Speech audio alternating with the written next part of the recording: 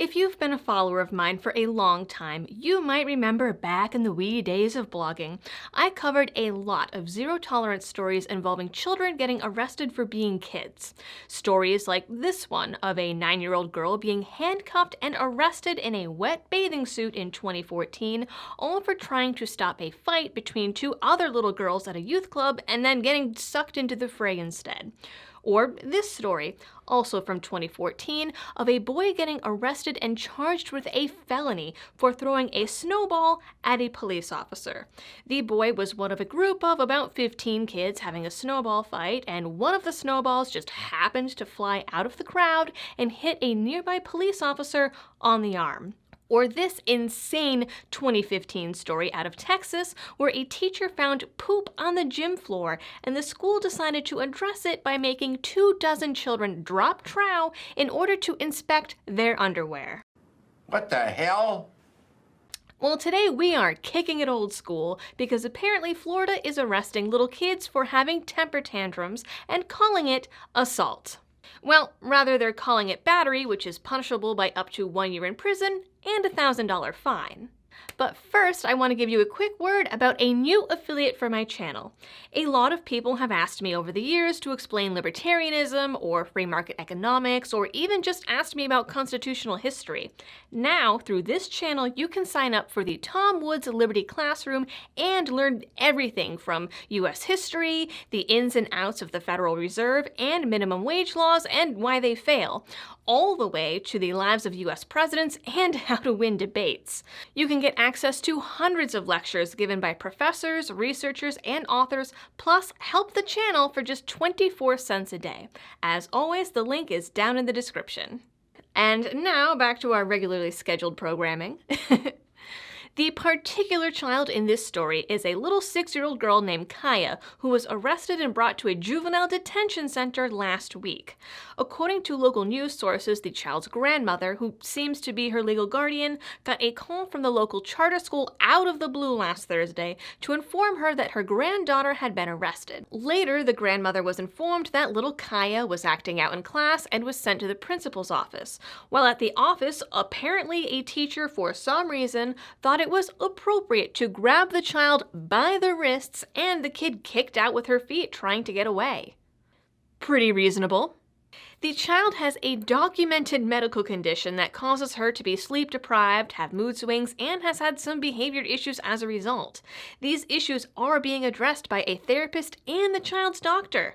Grandma tried to explain this to the arresting officer, who merely replied, "Well, I have sleep apnea and I don't act like that." Which honestly is pretty debatable considering he not only arrested a 6-year-old, but also arrested an 8-year-old that day, and is now under investigation for not following proper procedure regarding the arrest of minors. Not to mention, I'm pretty sure we've all seen kids that didn't get enough sleep and then acted out. They're cranky, irritable, and more likely to have tantrums and meltdowns.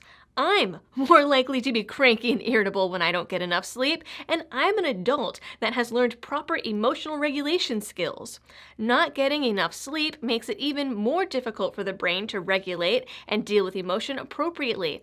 Imagine being a small child, not being able to express yourself or regulate your emotions. You're angry or upset at whatever thing, and then an adult comes over and forcibly grabs you by the wrists.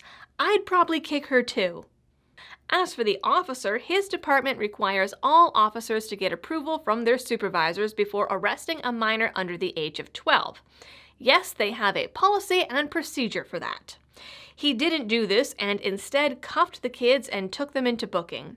Kaya was fingerprinted and mugshots were taken before she was returned to her grandmother. A 6-year-old with a mugshot. As for the school, well, let's put it this way.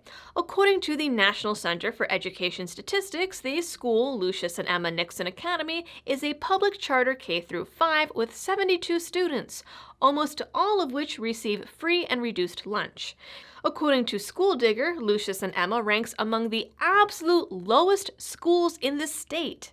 The school's website has random spelling and punctuation mistakes and suggests that this is only the school's first year of operation, though it's probably just that they didn't update the website since other sites show test results for the last year that are below both the county and state average. So the school isn't that great.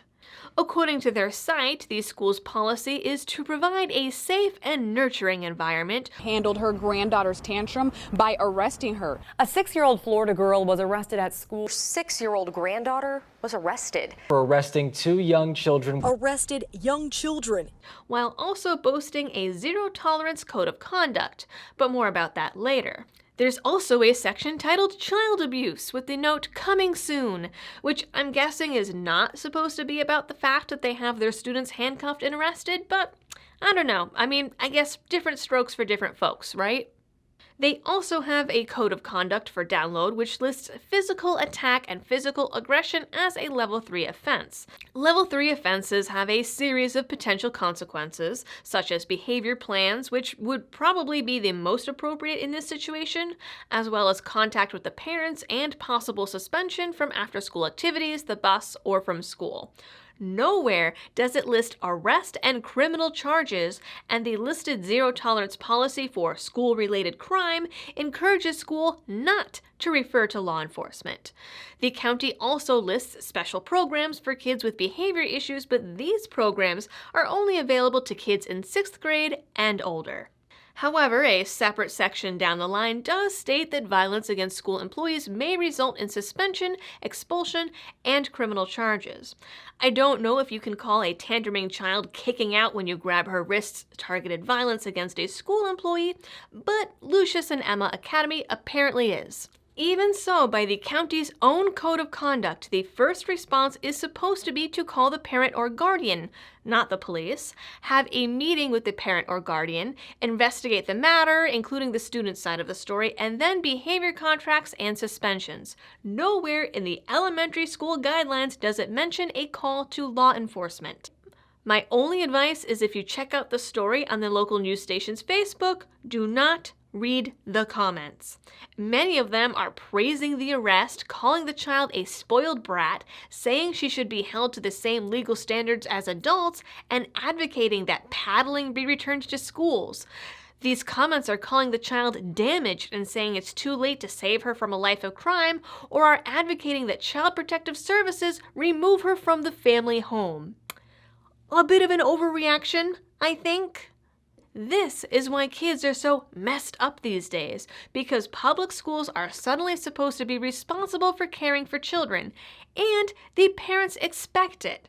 It's because little kids are expected to always behave like adults. Children with medical and mental health issues are called spoiled brats rather than offered support and services, and because corporal punishment and legal charges are seen as appropriate mechanisms to teach a sleep-deprived, tantruming child a lesson.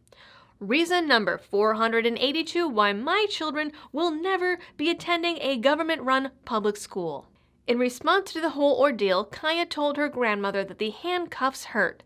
She then told local news, "I felt sad that my grandma was sad, and I really missed her."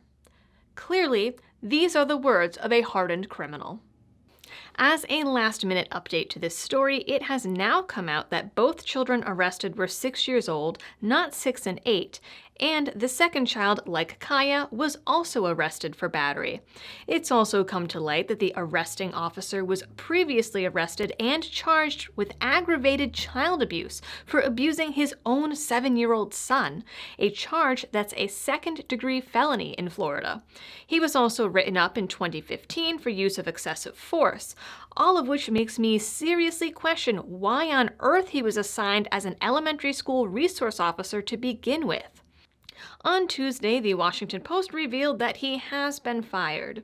Finally, since the story has gone public, the school has decided to drop charges against Kaya, and the DA released a statement that the office would have chosen not to prosecute the children anyway, as doing so would be participating in the school-to-prison pipeline. I refuse to knowingly play any role in the school-to-prison pipeline at any age.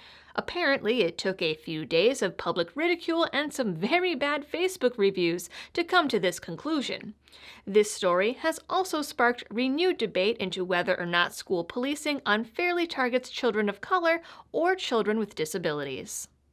That is your Liberty-related news for the week. Please don't forget to like, share, and subscribe. Drop a comment down below. Let me know if you had your children arrested for throwing a tantrum, because apparently that's a thing now that I wasn't aware of. And if you'd like to help support my channel in other ways besides just throwing it around on social media, you can do so over on Patreon and Subscribestar, or through a one-time donation through PayPal or Bitcoin. There are also multiple affiliates down in the description that you can check out and get some pretty cool stuff. As always, thanks for tuning in and helping me to spread the message of liberty.